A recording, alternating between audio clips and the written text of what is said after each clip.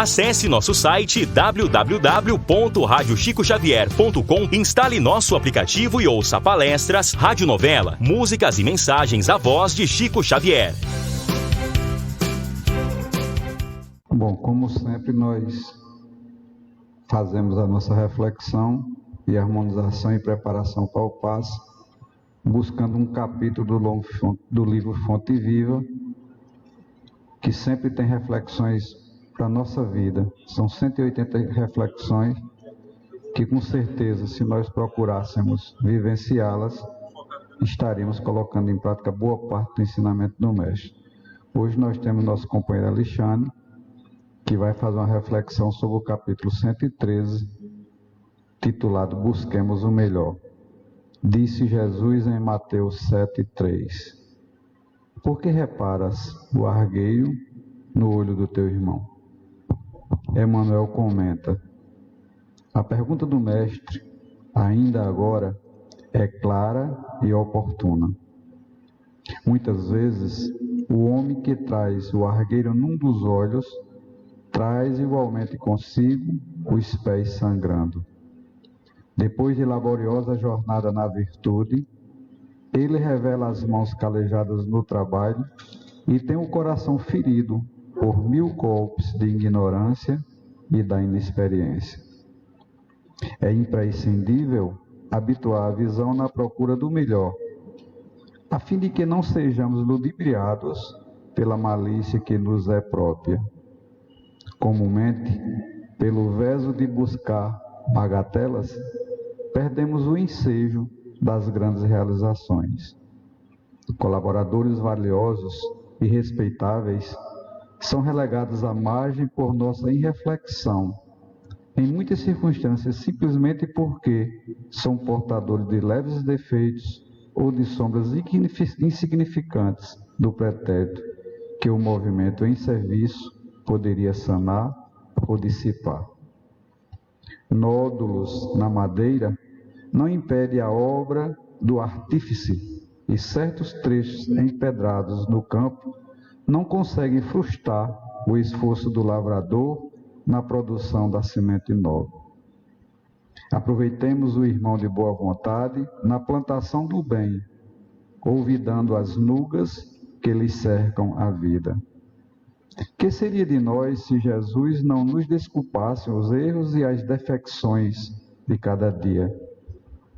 E, se esperamos alcançar nossa melhoria, contando com a benemerência do Senhor, por que negar ao próximo confiança no futuro?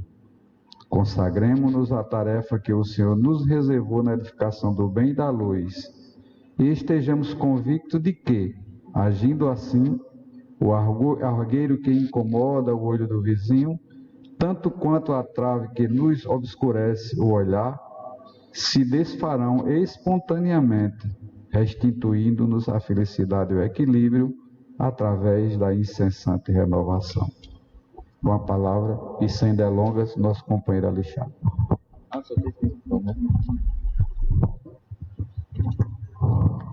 Bom dia. Tá forte. Gostei. Bom, você já deve estar observando algo que eu também reputo como desagradável: uma pessoa escondida atrás de um óculos escuro, sem nenhum motivo aparente, tá? E aqui falando a vocês, nesse dia festivo, um belo domingo, dia de Nossa Senhora da Conceição, lembrando que a concepção de Jesus, justamente, e o seu nascimento a gente está festejando hoje. Não sei vocês, mas eu fui acordado e aí estava vendo um pouco de um jardim, e quando aquela guerra de fogos aconteceu aqui em Campina Grande, né? Tá? Eu me lembrei do 8 de dezembro. Mas o motivo dessa aparência é porque basicamente é isso que acontece com todos nós. Nós nos atemos a uma falta que a gente chama de educação, nós nos atemos a alguns detalhes que podem tornar uma figura mais desagradável, tá? Nós nos atemos a um erro de português, a um vício de linguagem, a um cicioso, a gente com a língua presa, e nos esquecemos de forma geral do conjunto. Nos esquecemos do indivíduo. Nos esquecemos do que vem de mensagem com aquela pessoa ou aquela situação. Por isso que essa passagem é muito interessante. Agradeço a Deus, agradeço a coordenação desse trabalho, de nos convidar, porque a gente vai refletindo antecipadamente para poder chegar aqui e dizer algumas palavras, falar um pouco sobre nós mesmos, refletindo numa passagem evangélica.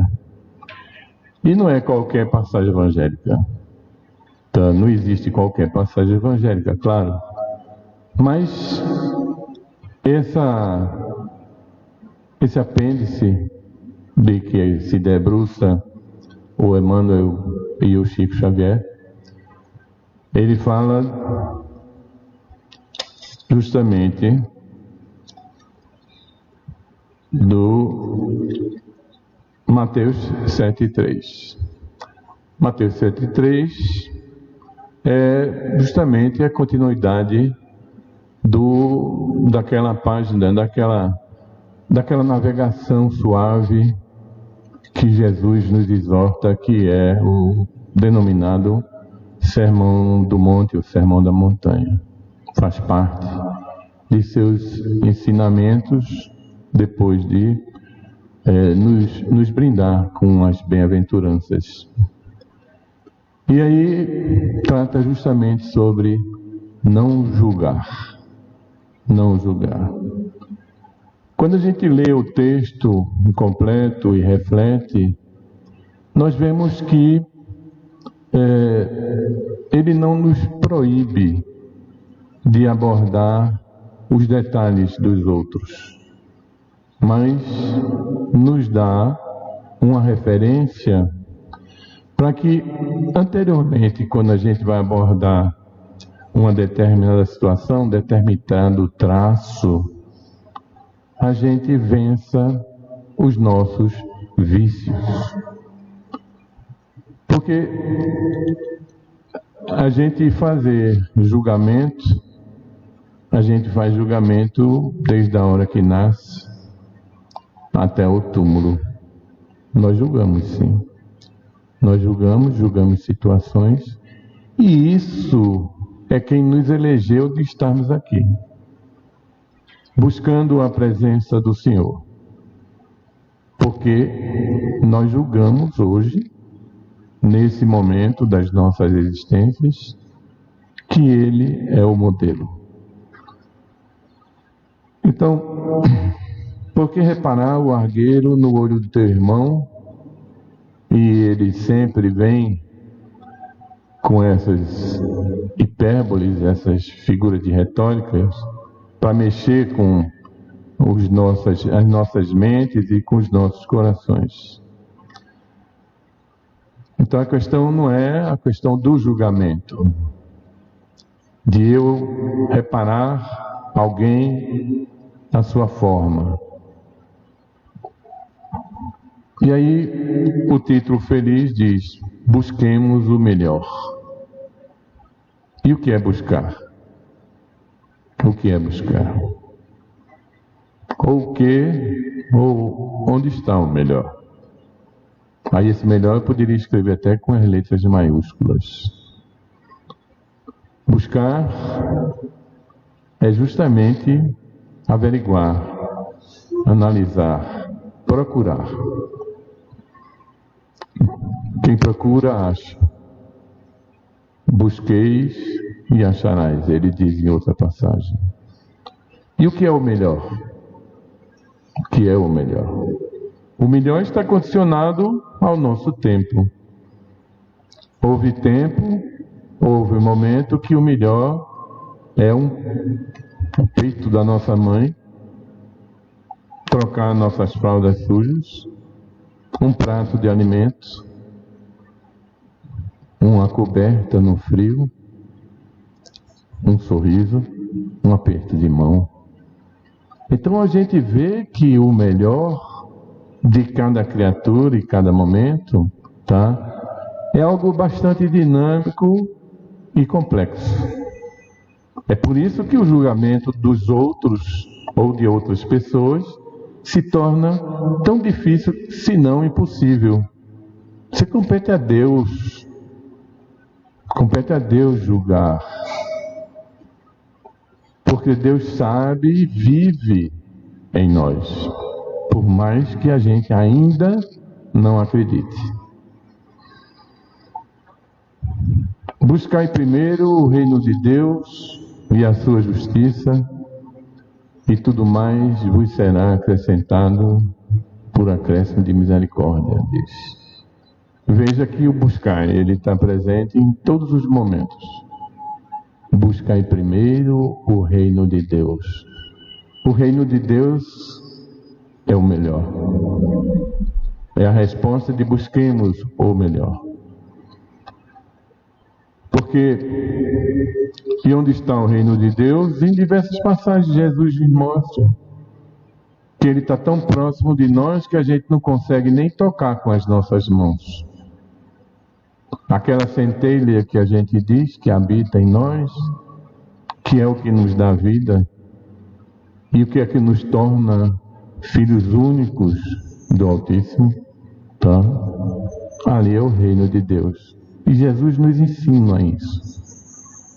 Nos deixou no seu legado, nas escritas, em diversas passagens, esta observação ou estas observações.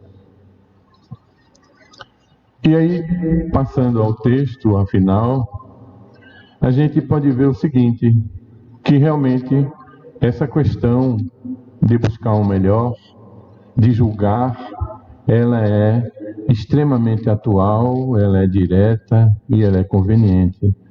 A todos nós refletir sobre elas e, principalmente, passar a viver, passar a fazer parte de nós, das nossas sensações e dos nossos sentimentos nos tratos com as outras pessoas e as outras situações. E aí a dupla de autores, eles nos remetem a pensar que mesmo com todas as virtudes, quando os indivíduos podem se apresentar, independente dos sofrimentos, dos sentimentos e das dores que já foram vividas, para chegar até aquele estágio, caminhando então para a sua angelitude, a gente passa, às vezes, a se ater a um detalhe de uma aparência, a um detalhe de um traço, de forma geral, insignificante. A gente teve a oportunidade que em maio, eu estava revendo por acaso, e caiu em maio desse ano, eu estava aqui também, né? Meu amigo, ele é perseverante, um dia eu vou falar alguma coisa que presta. A gente se debruçou sobre a mensagem 84, que fala sobre os talentos e os desvios que enxergamos nos outros. Creio que através de Matusalém, um homem muito antigo, né? Deus está deixando que eu justamente me observe, primeiramente do que vocês, quando eu fui brindado com essas duas passagens para fazer reflexões. E aí, mas de qualquer forma, Jesus nos ensina e Emmanuel nos traz que a gente reconhecer as nossas imperfeições e nossos limites faz parte de mantermos-nos, inclusive, dentro de espírito de humildade. mas nos classificando até como seguidores da Boa Nova. Poder a gente se candidatar, como eu gosto de dizer, a gente poder se candidatar a aprendizes do Evangelho. Porque aprender o Evangelho não é decorar. Eu passei 8 meses da minha vida que diariamente eu li as bem-aventuranças. Diariamente. E cada leitura me trouxe um sentimento, me trouxe uma impressão diferente. E foi aí que eu refleti que justamente as nossas palavras, as nossas sensações, a nossa língua, o nosso relacionamento, eles têm vida. E eles se desenvolvem e evoluem conosco. Então, de qualquer forma, independente de tudo, e a vida se encarrega quando a gente quer ficar parado, precisa se desenvolver a aptidão de observar as virtudes, os fatos, com o prisma, com a lente, com o filtro próprio, capaz de revelar justamente as conquistas para se vencer as inclinações da própria ignorância. Tá? Diz um ditado justamente do budismo, o reconhecimento do budismo também, que o homem é eminentemente bom. Todos os desvarios são resultados efetivamente da sua ignorância. Isso é muito interessante, tá? Apesar de que a gente sempre reputar o termo ignorante como sendo algo pejorativo, mas é só uma qualidade ainda a desenvolver. Então, a gente deve sim observar, avaliar e, se for o caso, reprovar fatos, para refletir justamente as nossas próprias convicções. Contudo, devemos sempre lembrar que não podemos condenar as pessoas. Julgais as ações, não condenes o pecador. Ensina-nos Jesus. Porque quando a gente vê, cada ação vai estar intimamente ligado a um determinado momento de um indivíduo. Indivíduo, aquele que não se divide, que não se separa.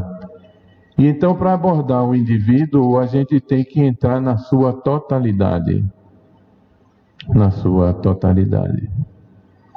Só que a gente vê que, pelo visgo da nossa inferioridade, do despeito, da inveja, tem-se sempre uma visão deturpada de um conjunto harmônico e laborioso, mesmo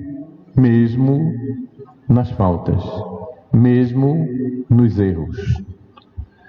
E centrando-se em detalhes, como eu falei de princípio, em geral diminutos, dos comportamentos alheios, esquecendo-se que pensamos como indivíduos, na individualidade, no todo. Aí me veio justamente a lembrança do Michelangelo, e uma das obras que ele fez, que é Moisés, a figura de Moisés sentado com a tábua, que começou não por ele, começou com outro artífice, e por isso que é bom a gente vir fazer essas tarefas, porque a gente termina aprendendo coisas, né? Mas é fantástico.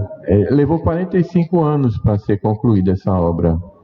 E hoje está sendo reputada, reconhecida como a escultura mais perfeita que um ser humano gerou, né? A fez. E aí você olha para aquela estátua com todos esses predicados, quando a vê, ela tem uma marca no braço esquerdo, tá?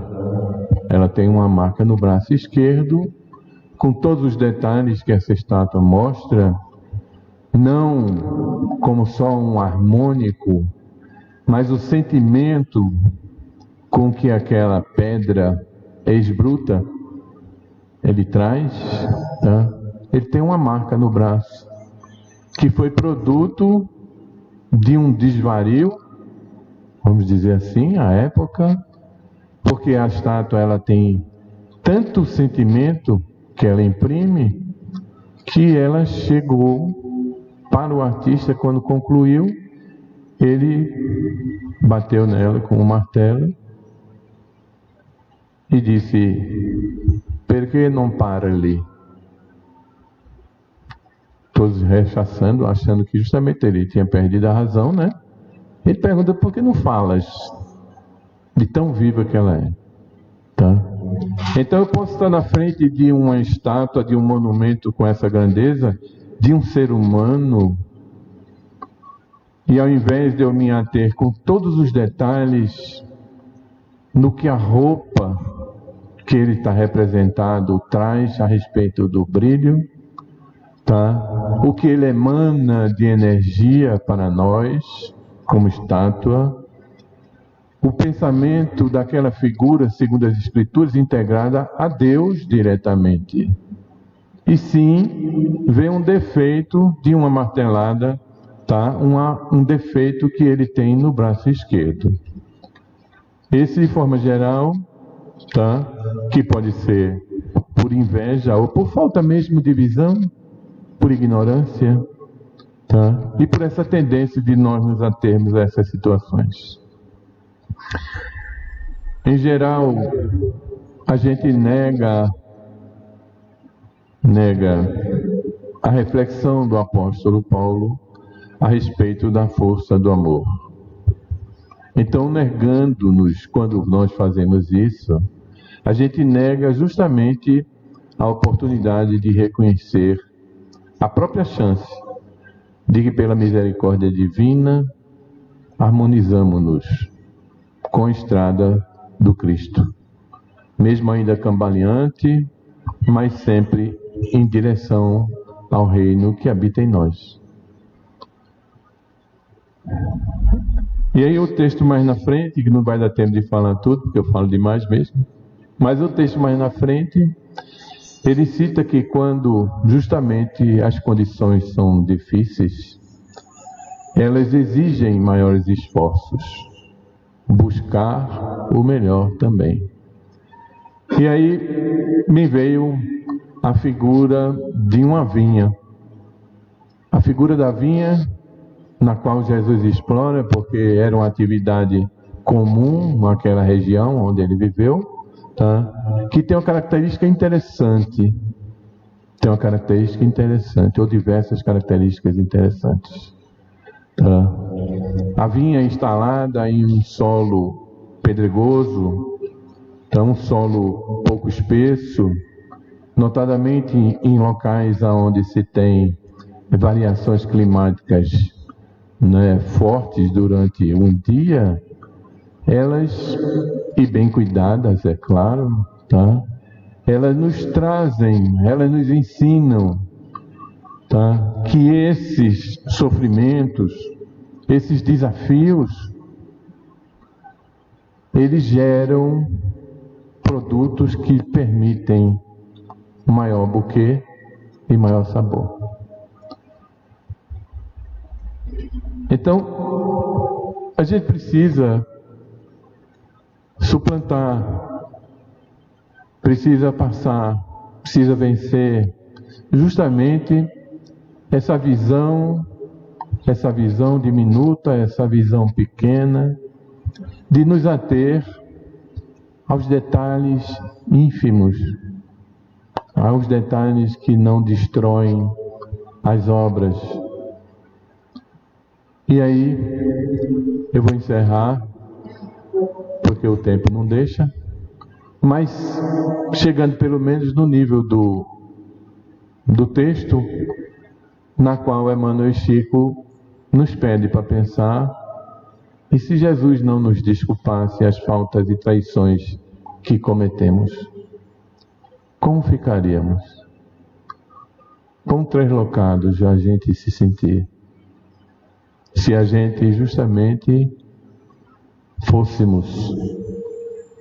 se a gente fosse, aí um erro eu mesmo já faço a minha, se a gente fosse assaltado por um momento feito esse, né?